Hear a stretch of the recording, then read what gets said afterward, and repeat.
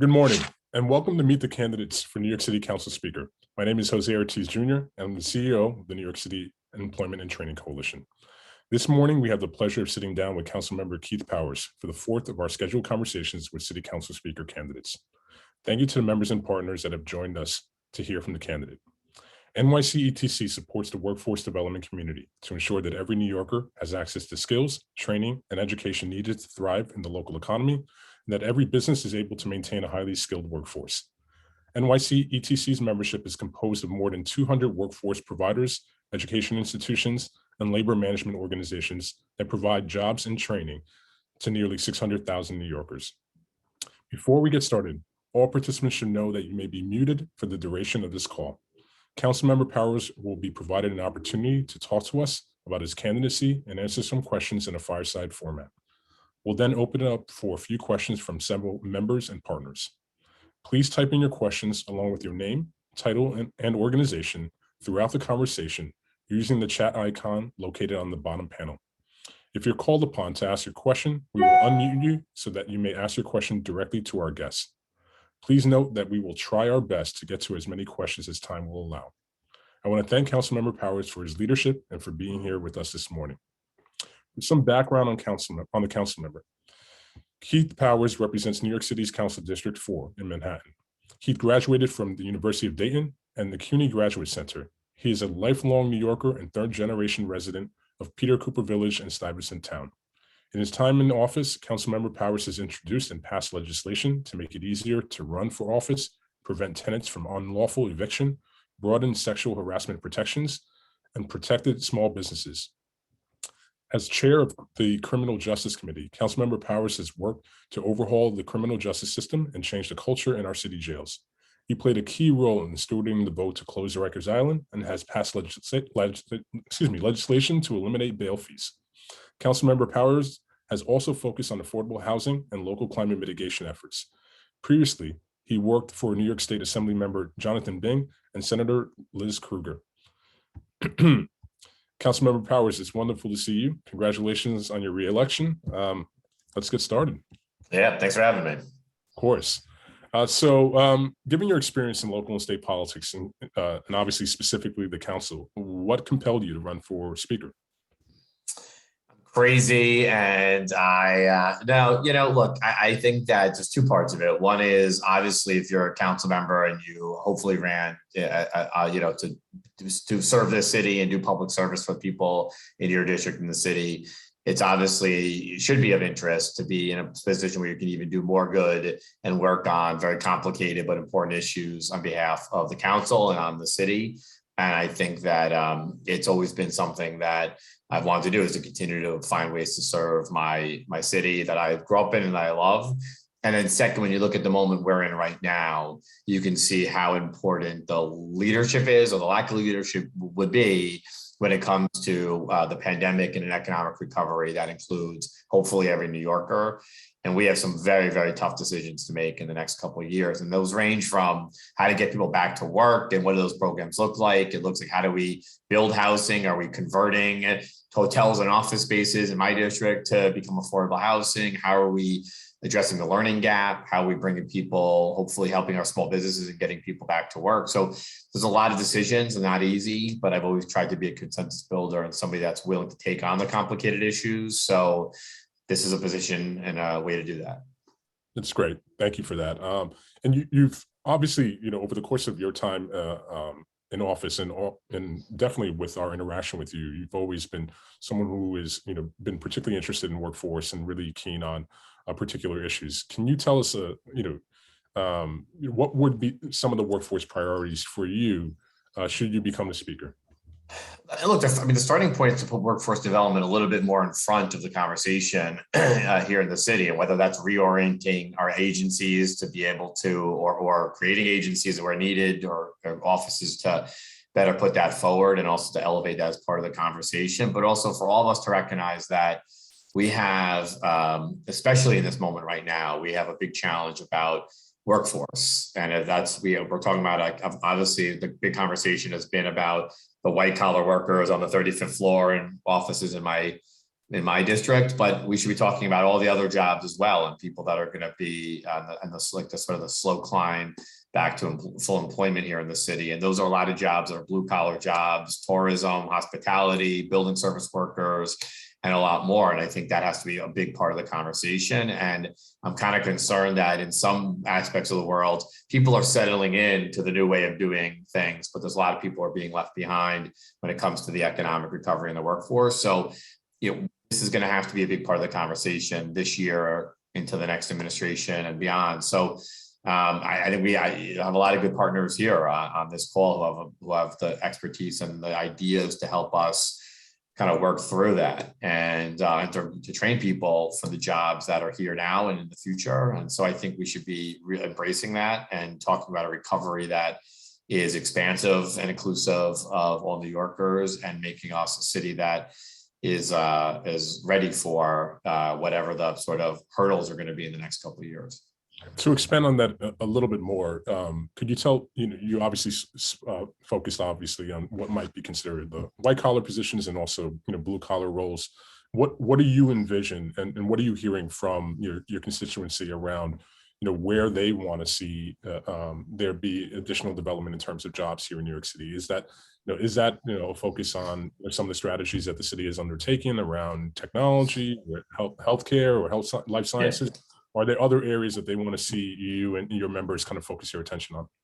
I think the city is talking a lot. My constituents, I don't think talking as much about that specific, but I think the city more is talking about life sciences and health and tech is like the areas where there seems to be growth while other areas are lagging. And I think that's going to be important to be investing in the areas where we think there's going to be growth as other sectors are going to be, I just think, lagging. I think like the tourism hospitality sector, which are really near and dear to my heart, but in my district, but are going to be, I think, a slow climb back.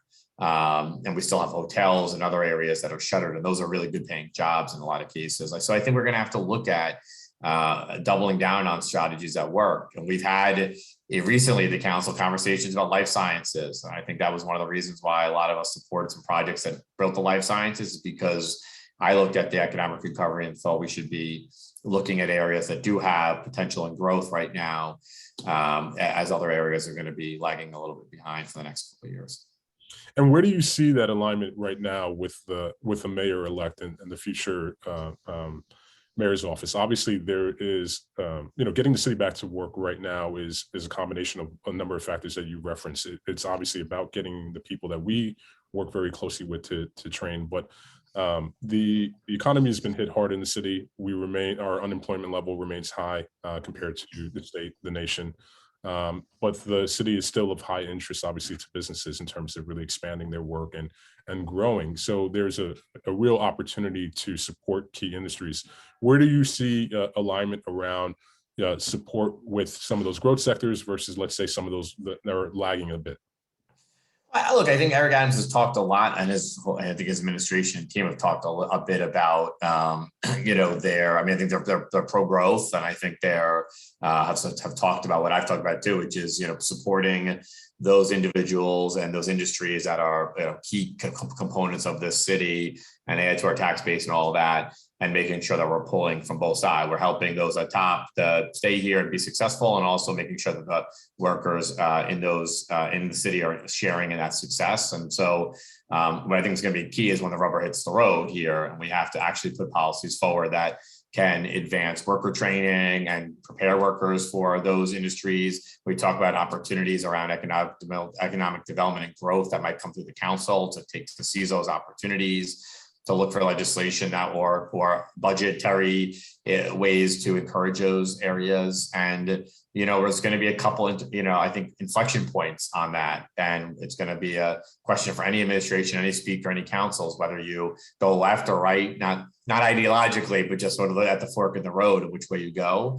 And I think also just like in the next year or so, not knowing what our economic situation will be, our budgetary situation, while as we have less federal relief in the next couple of years, or hopefully we get more, we're going to have to make some decisions around, where to invest in. And, for me, that is about economic and workforce. We should be, that is so key to this city.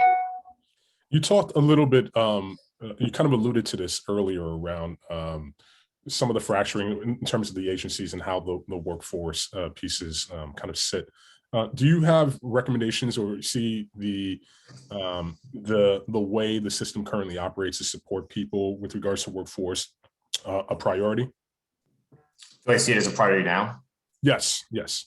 It doesn't feel like it should not as high as it should be, but I think this is an opportunity in a moment right now that we're in. I think it's sometimes on all categories of life when the city's doing well, a little bit easier to coast along and sort of, let the success be the success. I think we're in a moment where you have to change that, mindset a little bit around it. It's been a long time since I've looked at the myriad of agencies that put out the RFPs when it comes to workforce and stuff, but I do remember it being sort of scattered and feeling like, you needed a pretty good, like a PhD to navigate that process of figuring out, for like a workforce development agency, how to take advantage of those opportunities. But I think there's a big, that's the key with the new administration is a new opportunity to think about ways to do this. And I'm not like saying anything negative about this administration at all. I just think it's like on a lot of facets, we're going to have to look at really putting some things forward, like more forward facing, based on where we are today. Yeah, I think that obviously the fracturing the system is a key factor in the inability or the ability or inability for the workforce system to be fully effective, and I think that impacts its direct connection to economic development and some of the growth positioning that the city has right now and for the years to come. I mean, over the course of the administration, and this is not again also not a criticism of the current administration, but it's expanded to be from 11 different agencies to around 24 agencies now responsible for workforce development initiatives. And this speaks to another kind of key priority for us, which is because of its how expansive it is across these different agencies, it's really hard to really oversee how successful any of these programs actually are, or if they're making it directly to the people that we hope to serve. And even with regards how that's monitored, even within the council, I think 9 different committees right now are responsible for workforce development programs. So can you imagine a scenario where you're supportive and the council is supportive of creating a committee or a subcommittee specifically for workforce development?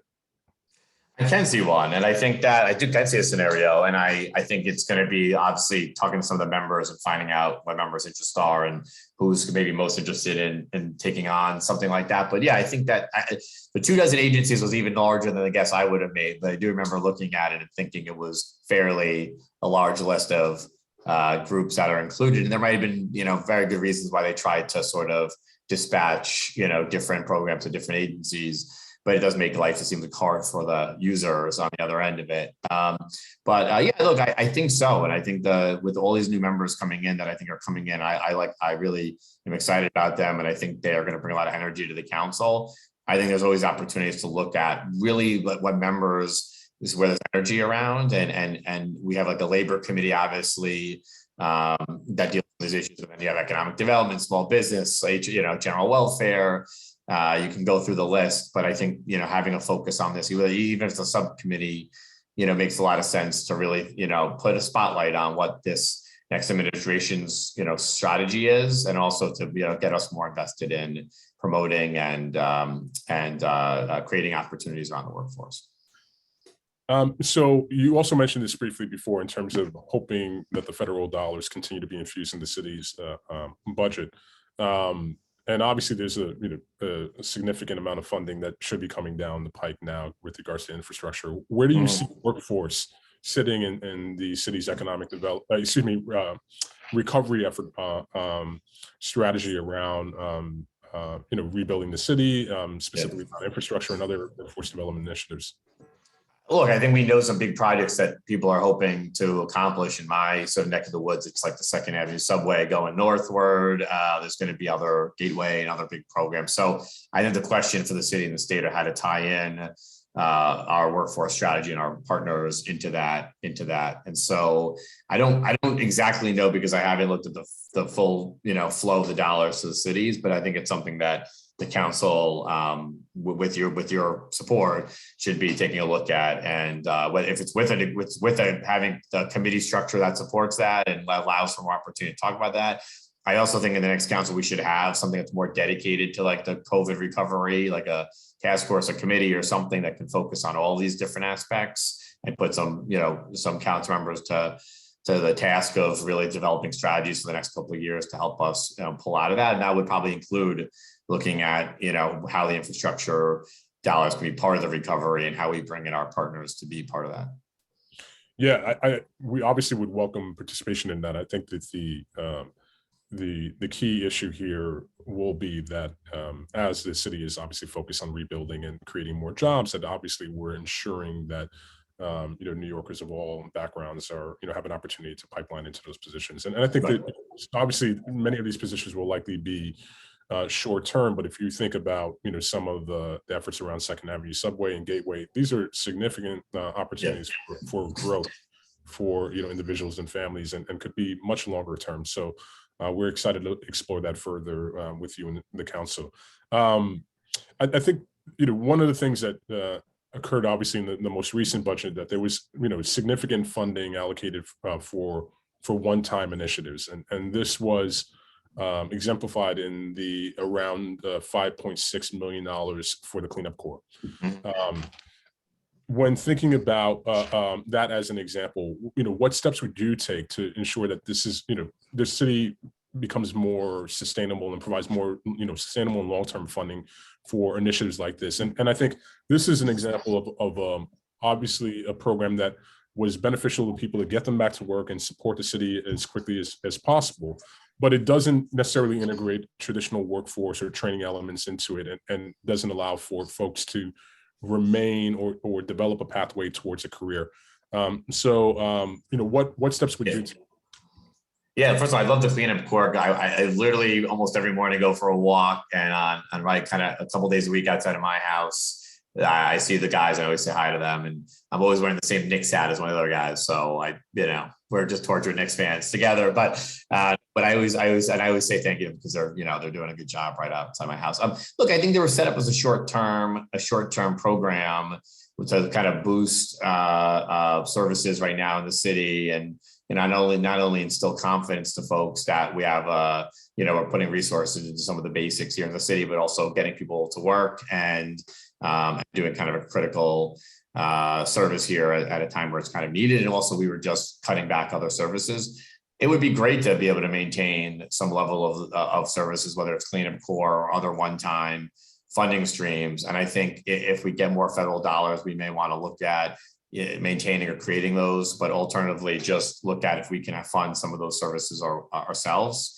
And I think it's right. I think if you're not if it's not a one-time program, then you want to make it something more sustainable for folks. And I think that's probably using partners that are here to help be the partners in the cleanup corps and do the workforce training and do sort of long-term stuff alongside the short-term services for the city. I would always be interested in seeing other programs that you think should be sticking around, and see if there's a way to, find funding for them, and also if we have the funding for them, make them more sustainable for the long term. Because I think we're like doing a lot of things one year at a time during the pandemic, not even knowing when we'll be really, out of this, or if we will ever be really truly out of this. And so, I think coming in with a new council and next mayor, there'll be a bigger conversation, I think a broader conversation about like the next couple of years. So I think there's opportunities in there, but we have to be looking at our budgetary situation during all that. Absolutely. I mean, I think that the key issue here it's two pieces. One, obviously what I referenced before with regards to, anytime there's a subsidized employment program, ensuring that there is an opportunity for people to grow out of that into something that will be more long-term and sustainable for their families and themselves, but I think also sustainable for the city, right? I think what we don't necessarily want is for the same individuals to come into the same subsidized employment program in the future. So I think always integrating a workforce strategy into that job Yeah. It's just good business for the city. Yeah.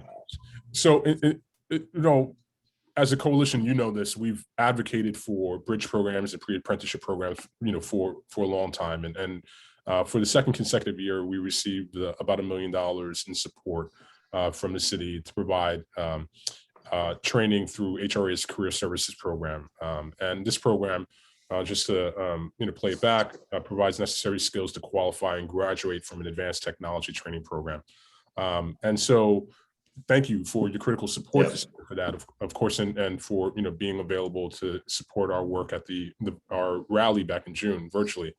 As we start to go into this new administration, this continues to be a priority. Obviously, more folks are impacted as a result of COVID, and there's just a continued disconnect from access to certain employment opportunities, and that may continue to be the case for the foreseeable future, as you referenced.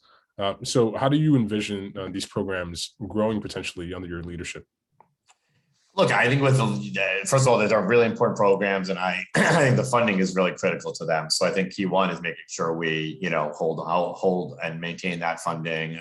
But I think as I've said, I think really tying this to sort of the message of the moment and what is needed here at this particular moment for folks that are unemployed or folks that need workforce training or how to increase employment, I think is kind of critical to that. And I think you'll find a lot of members of the city council coming in pretty receptive to that, both because they know some of the groups that they're doing work with in their communities and, have an affinity for them, or also they see the value of the work at this particular moment, even far beyond the normal moment. So I think there's opportunities in our budget process always, if you really have a lot of member support who feel passionate about it, to continue to grow that funding. And I think certainly one thing I want to do with all the new council members is kind of look at and set our priorities together, and go back to like a lot of, we have a lot of different funding streams that come through the council, that go through the mayor, and really figure out how as a council, particularly, we can set our own priorities, and then go partner with the mayor on them,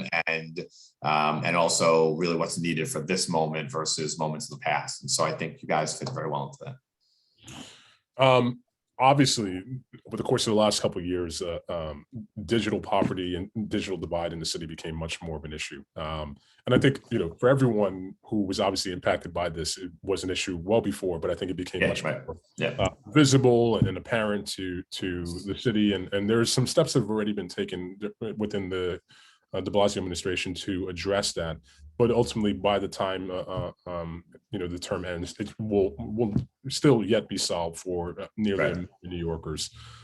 What steps would you take to close that divide? And obviously, when we talk about this, really thinking not just simply about quality and affordable internet access, broadband access, but also there are a significant portion of the population that still doesn't have necessary devices even to utilize that broadband. So what would you do in your role, not just as a potential speaker, but as a city council member in this term?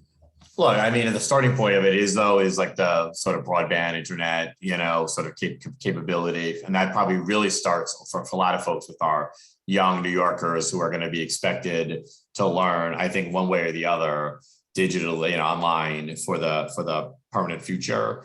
And I think it's important we have in-person learning, but I think whether it's a snow day, a sick day, or just a hybrid format, or summer learning, whatever, or playing the catch-up game, I think that's part of our future. And I think we have to really, go back and double down on making sure that we are doing everything we can with those young New Yorkers to make sure they have the capability to be able to do it from home or anywhere they want to do it. That is devices, and that's also obviously the actual services and capabilities.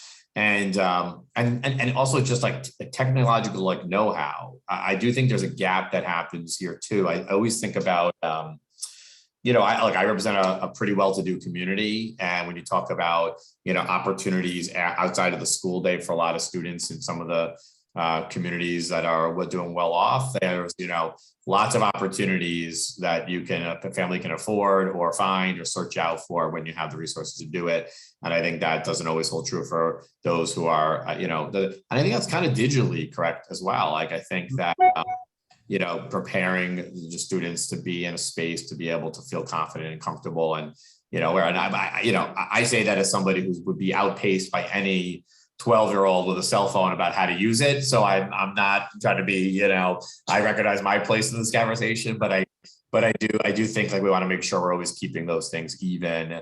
And then we also have to recognize that like learning from home or anything like that comes with a lot of different challenges if you don't have, parents there to be there with you or to, so there's a lot here. I think it should be because of the thing you noted, which is like administrations keep saying they're going to do it, make a commitment on it, maybe move the ball down the field, move on. I think it should be an early priority for this administration coming forward and the council as well, is to figure out ways we can quickly patch the gaps and close the gaps and make some real investments in it. And I think that's going to be something that I think that will be something that will be really member driven in the next council, because I think folks are going to hear from their communities about that. And of course, we have to work with our workforce development folks to make sure that as we get, people get further down the line. So I'm talking about the young student, young New Yorkers further down the line, like same thing. We are keeping the gap narrow or closing the gap when it comes to, skill set. And obviously we talked about a lot of the jobs that are in the future, making sure we're training folks for those jobs. Yeah, thank you for that. I think this is, it speaks to the, the point that you referenced around just ensuring that we're, continuing to get these pieces over the line. Digital divide is a major issue for us. Bridge is a major issue for us, and a number of other, obviously, programs that are focused on, the breadth of New Yorkers here in New York City. And some of this is further highlighted in a plan and blueprint that we pulled together with our partners at the Regional Plan Association, Association for Neighborhood Housing and Development, and a steering committee that we developed some time ago. We have around 50 plus recommendations for the future of economic development, workforce development, affordable housing, to prioritize infrastructure and development projects that proactively address the longstanding disparities that we're essentially referencing on this call. And so I don't know if you've had some opportunity to review that, but which, if any, of those recommendations stood out to you and you would prioritize in the next council session? I got to read the report, so I apologize. I think I did at one point, but I'll have to read it and give you some feedback on it. But would happy to do that. Yeah, please do, because I think I was just going to name a number, by the way. I was like, 43 was my favorite. I'm too honest, but I will definitely read on that. No, I appreciate that, and it is a phenomenal exercise in terms of collaboration across these different organizations and individuals. But I think what it does is it really thinks about a more holistic strategy here in the city to address some of these disparities, and so we definitely look forward to speaking with you and other council members on it. There are a couple other questions that I wanted to get to, but I would also just generally say that with regards to, well, not generally, one of the major issues for our members and lots of different human service organizations in the city is just really the contracts and making sure that we are compensated, better and paid on time.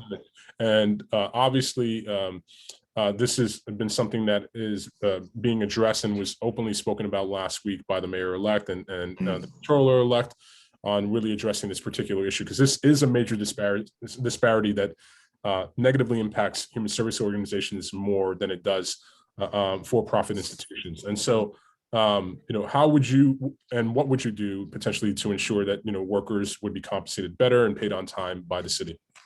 Yeah, look, I think there's two parts out. One is worker compensation and workers, and I think it's clear that the council is always looking to ways to make sure we're improving pay and wages and benefits and everything of those working here in the city for a lot of reasons, including just this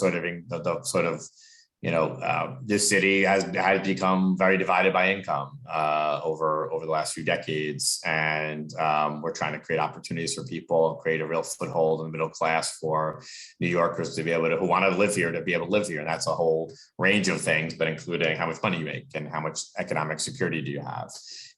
So we're always interested in that. I think the council, whether it's through our budget or through legislation, always is looking for ways to do that. But I also think that for a lot of the partners here, a lot of the social service sector is basically, filling in the gaps of government, and it's providing services that we're essentially outsourcing to groups for any reason. We can't do it effectively.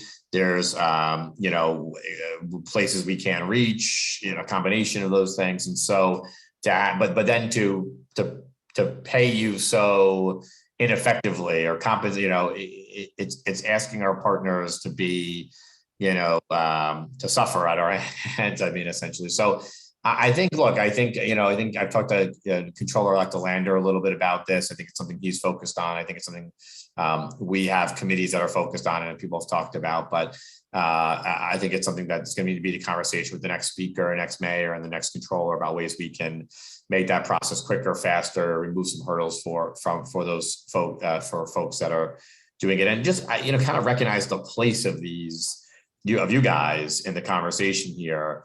That if we're gonna say help us and pay and we'll pay you for that we should not just take the help, we should pay you for that too, and all upon. So I'd have to look with the next controller and the next mayor about all the ways we can fix those processes. But there's definitely energy from me around that. I think there will be from members as well, and I think it's a good area of focus early for anybody who's like the next contracts chair or any of the chairs of the committees overseeing that or workforce or anything, to kind of really spotlight and get commitments early on about changing those processes. Yeah, I think that there's definitely a lot of energy, and I'm pleased. I'm participating on behalf of the coalition with a task force with the controller-elect and the mayor. So really grateful for their participation, and I definitely think it's an opportunity for not just the next speaker, but the council in general to really stand with their partners that represent, virtually all New Yorkers here. That we're talking about all the it's funny because the one things I've talked to about with the new mayor, incoming mayor, it's just like getting government to work better and more effectively and efficiently. And there's like examples of that. I've always thought I'm not trying to pick on any, but like the system, there's a system by which we contract out and then groups go to like the Fund for New York and get reimbursed. And then that just feels like government is not working.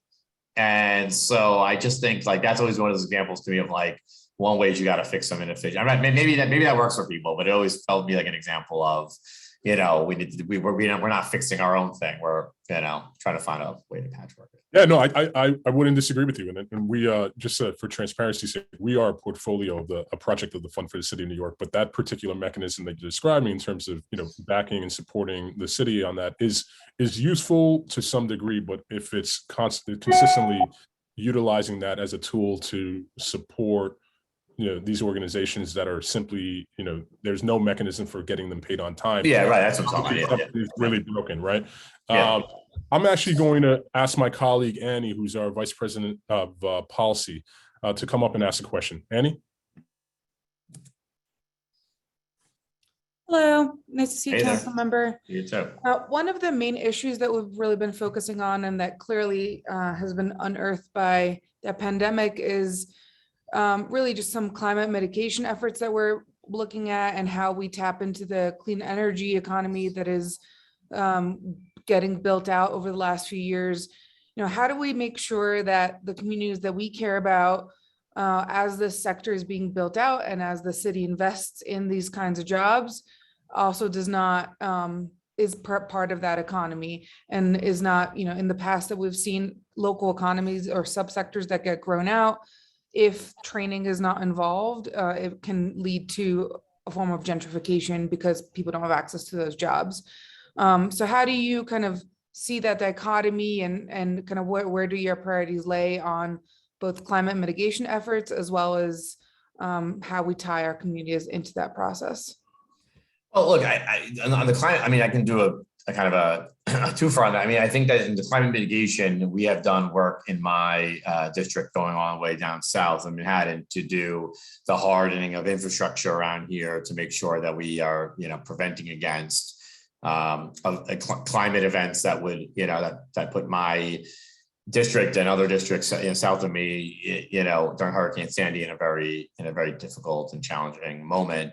So I think we're going to do a lot more of that, but we have to take a lot more strategies here to be preventative of climate mitigation in the first place. What we saw in that conversation is that communities definitely want to be involved, and it's also very challenging to do kind of different things at the same time that might include, the infrastructure component of it. On the general, things of community, I always say like the council is the part of government that's for the communities. We are the representatives of our districts. Members have, I mean, that's what members obviously care about most. And if you care about communities being involved in the conversation, you should also be making sure that the council members are, involved in that as well.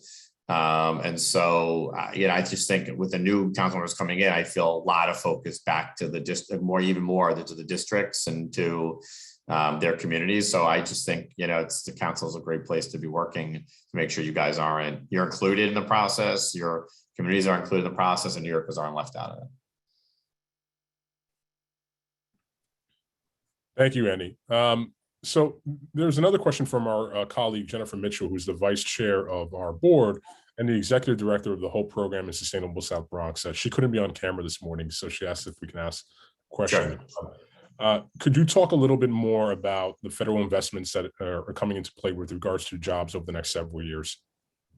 Sure. I mean, we have the infrastructure money coming in, and then we of course have like the other money we've received from the federal stimulus money. Not to mention, we've also been, Senator Schumer has been truly really important for us in New York, and New York City and New York State, because even just filling in basic budget gaps, like getting FEMA to reimburse us 100% is worth $1 billion to the city of New York. And if we didn't get the stimulus dollars, that would have been truly, really important money. And so, he has been able to fill the gaps with the federal delegation. That's been really important. And we get the stimulus money. But some of the stimulus money is spread out over a couple of years, which is to help make sure we don't just flood the streets of New York City with money and then, we don't have anywhere to go after that. So that's going to be important, but we are going to see less of it, and we're not going to see as much. I just think if the federal government turns over in terms of, composition and who's in leadership to just a sort of lack of stimulus money in the future, I think we're going to see just a different pace to some of this. But we have the infrastructure money, we have some federal money that's going to be held over, and I think that creates opportunities for jobs and workforce development. And it's going to be, what policies are we driving forward to make sure we're using that money the most efficiently. And so those are the opportunities, but I think we're still figuring that out, and whether there'll be any more money based on new variants and things like that. And then I think the other part I mentioned is the infrastructure money, which is, I think we at the city have to figure out how we're going to use that and what strategies will be surrounding it. Thank you, Keith. We're now going to actually call up my colleague, David Conliffe, to ask a question. It takes a moment to come on board, so give us a moment and he'll ask it directly to you.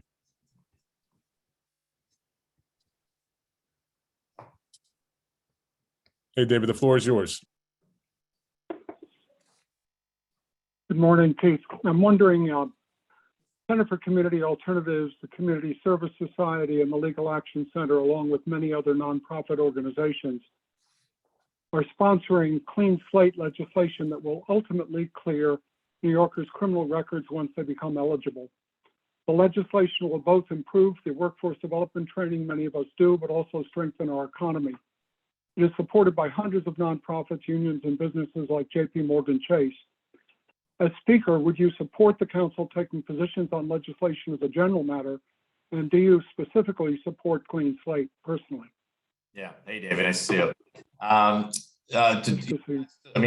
So on the first question of whether we still like state legislation, the answer is yes. And I've often introduced resolutions on, especially around criminal justice issues, around state issues. And I think whether it's I think less is more, and a number of issues we did resolutions through my committee on to take a position as a council in support of walking while trans was another one. There's a couple other ones that we did that were resolutions that were commenting on state legislation and indicating support to the state for it.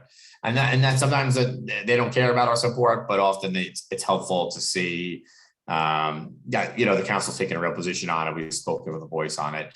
And on the clean slate, I do support it. I've looked at the bill a while ago. I haven't seen if there's an update to it, but I think it's very much in the spirit of things we've done in my criminal justice committee and other places, which is to create opportunities and second chances for people to not let your criminal justice past be an impediment to employment, housing, anything else. So it's something I'm supportive of. And, I'd have to look at the bill, in more detail if I was speaker to see exactly everything in it, but it's obviously, as you know, from my work, something I'm, generally supportive of.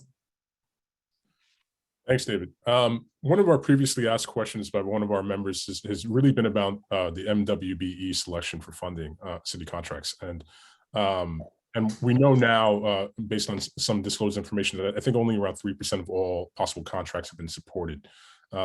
Is this a priority for you, and how do you plan to make it the bidding more transparent and accessible for minority, women, and owned businesses?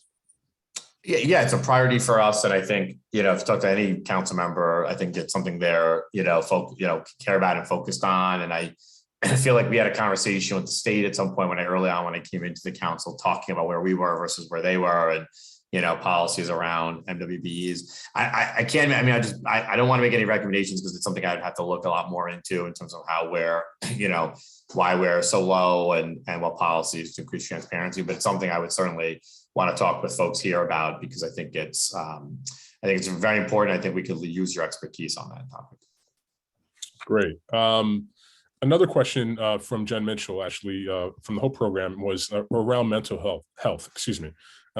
It's obviously always been an important issue, but there's given the impact of the last 2 years now, it shed more light on how much of an issue it is, not just for folks that may have historically suffered from mental health issues, but really it's impacting everyone and every family.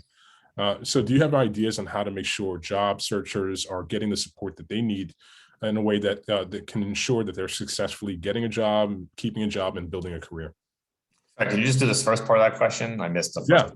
Yeah. Do you have any ideas for how to make sure that job seekers are getting the support that they need in order to ensure that they can successfully get a job and retain one? I mean, look, I think one thing is removing any impediments towards individuals that are seeking a job and making sure that we're supporting individuals in that process by making sure we're not, there's no just discriminatory practices in there. Beyond that, I have to give it some thought. I mean, but I think that, but even in government, I just say, I think sometimes for a lot of New Yorkers, it's hard to, navigate the process of like agency employment and even the city council and other places where we could do a better job promoting our own opportunities. There's bills now that I think talk a lot more about, salary ranges and other ways to make sure that individuals have more information up front. I think it's something we could look at, but I'd have to, talk with a lot of the new members and see sort of what their ideas are as well. We have a question from our colleague, Justin Collins, over at the Workforce Professionals Training Institute, or WPTI. He says, as the economy is rapidly digitizing citywide as well as nationwide, what is your plan for the city to invest in supporting organizations as they themselves upskill and transition digitally in order to ensure their job seekers can access opportunities in the changed economy? I think one is making, resources and making ourselves as government better available, or better resourcing that particular component of it, because we talk about it a lot. But if there's a resource question here about how organizations themselves do it, then I think we need to have a conversation with you about what resources we can provide, or even, ease of process to make sure that you guys are, able to do that successfully. And it's actually a conversation we have probably less of. We talk about, getting individuals there, but we need to talk about how to get organizations in a place to do that as well. That's number one. Number two is, what was the second part? The second part was about, I see it in the chat. And the other I was going to say is, we do have a lot of conversations with organizations that are, have opportunities for jobs in these fields. And I think, occasionally we have opportunities to leverage those conversations into making sure there's better opportunities for people that are looking for them, and we'll work with partners around that. But I think it's something we should, in the council, be doing a lot more of, as we're talking to, businesses or, industries that have those opportunities to better fit you guys and the job seekers into those conversations. And we should have a conversation down the road about exactly how we might better be able to do that. But I think it's something we should be working into, like, I'm talking about land uses a lot. One way we do that a lot of, but I think there's, other ways too, to see how we can better, work our partners in other areas into those conversations as we're talking to the people who have the jobs, and better creating an opportunity for the folks who talk to the job seekers. Thank you. So that's it for our questions. I did want to give you a moment to, end with any additional remarks or statement that you wanted to share. No, first of all, thank you. Nice to see a lot of friends here today. And thank you guys for taking time with me. And obviously, we are at a very, very critical moment here in the city, and the work you're doing, and hopefully the work we'll be doing, will be critical to the economic recovery and success of the city. And I keep talking economic recovery because we all know we're in a public health crisis, but I think we're sometimes losing focus that we are in an economic crisis that will last a few years if we don't both employ the right strategies and resources, but also, understanding that the virus is here, variants are here, and people are going to be reluctant to take, some basic steps. So here to help that recovery, whether it's traveling to New York City, spending their money here, things like that. So we do need to be smart, we need to be creative, we need to lean on those who have expertise to find those policies. So I just appreciate everyone taking time with me today, and of course, looking forward for the conversations after this one today to make sure we can do this all together. Absolutely. Thank you, Councilmember. We really appreciate your time. We'll definitely be in touch with you. Be well. Thank you, guys. Thanks so much. Bye. So that concludes the fourth of our conversations with City Council Speaker candidates. Quick program note. Join us next on December 14th, when we'll be speaking with Councilmember Justin Brannan, followed by Francisco Moya on Thursday, December 16th. Thank you to all for joining us this morning. And of course, I want to once again thank Councilmember Powers for being here with us. We wish you the best of luck with your candidacy, and everyone here. Thank you again, and enjoy the rest of your day.